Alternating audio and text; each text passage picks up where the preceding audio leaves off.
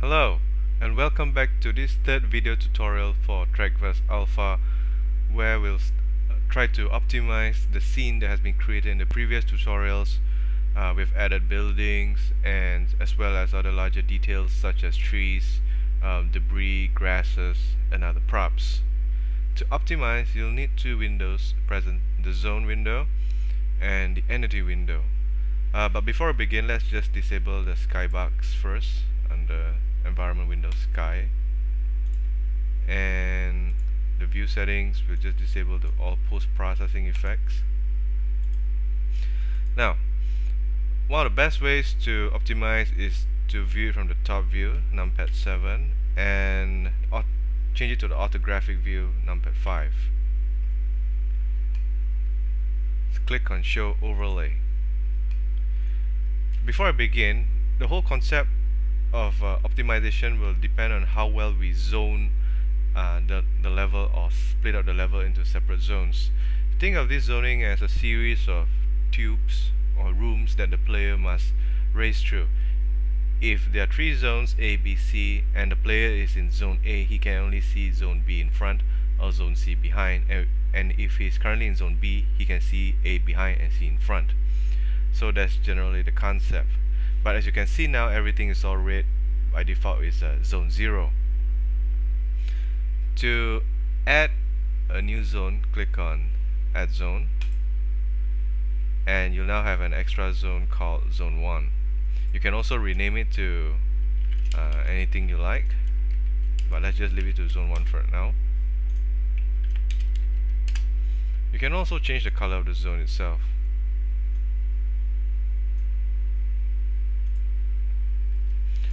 Next, you need to select the track pieces that will belong to zone 1 or zone 2.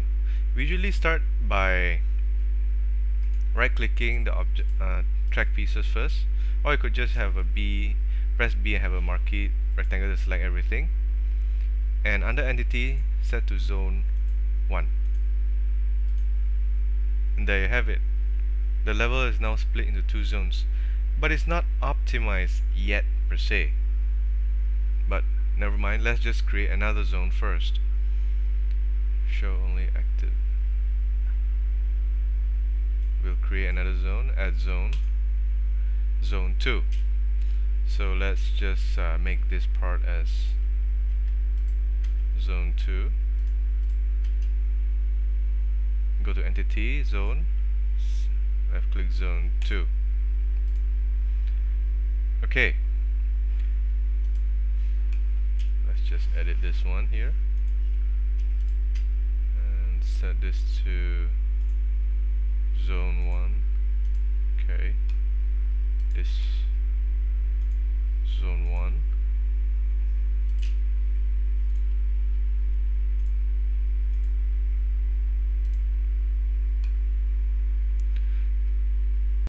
Please make sure that the spawn point belongs to the similar zone.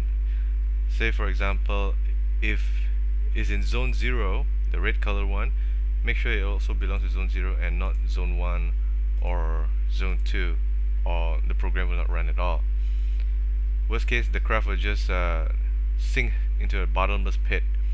So make sure it's zone 0. The next step is to start batching the zones together. What is batching? Similar to grouping, but batching actually merges all these objects into a single piece of object. Grouping only groups certain object but does not merge any other objects. Grouping, the Ctrl-G function, is only used for editing purposes in the word editor, while batching, the shortcut key is Ctrl-B, is actually optimizing this a whole bunch of selected objects and merging them into a single object. So let's try batching zone 1 first. So you can select active zone 1 and show only active zone. Okay, to do so, press B again to generate the rectangular marquee. Left click and press Ctrl-B, As you notice, everything here has been merged together. So we'll just select everything else, shift right click to deselect the other one, and Control B. So now we have created two batches of a similar zone. What does it mean? When a player is in the first when the player enters this zone, he will only see this zone 1 and as well as zone 2 and zone 0 depending on his camera position. But if the player passes by this first batch and enters the second batch while facing front in this direction, the first batch will not be rendered in the video by the GPU or the video card. So generally that's the concept. So we'll show all zones. The total number of batches per zone will really depend on the complexity of the level as well as the performance of the video card itself.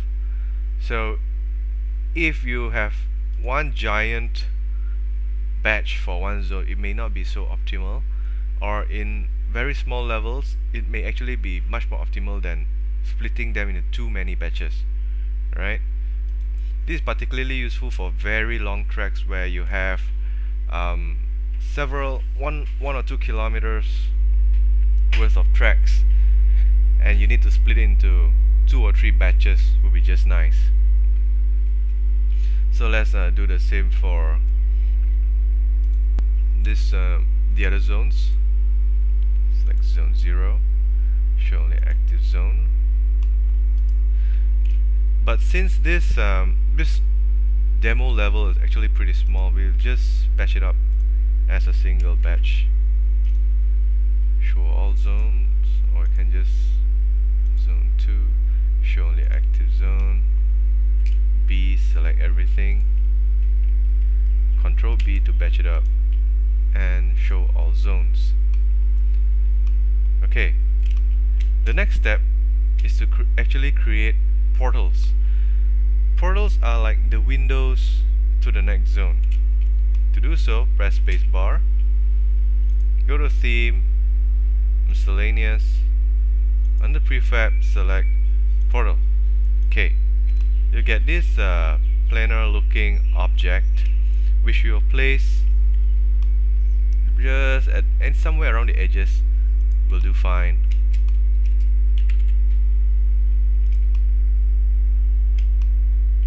And set the corresponding zone A and zone B's. So you just need to select one of it, whether zone 0, oops, wrong one.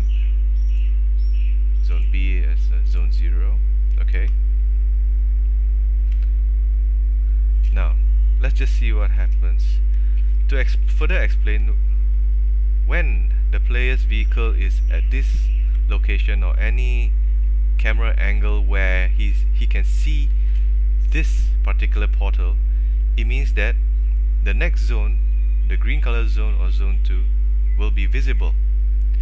If he is much further away and does not have a clear view of the portal, he will not be able to see the green color zone. Okay, so let's just create several more portals. Shift D to duplicate the portals, move it here, rotate, and set it to 1, zone 1. Okay, now copy and set it here as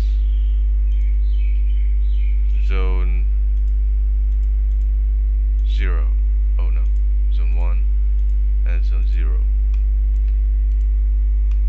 And there you have it.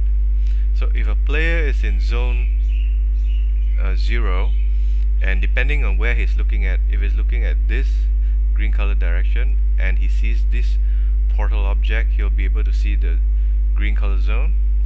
And if he's facing the yellow color zone in this direction and the camera actually gets to look at this portal, he'll actually get to see the yellow color zone itself. And that's it for this tutorial for optimizing the track. The next tutorial will actually cover building the track course itself, or rather the track zones. And that's it. Thank you for watching.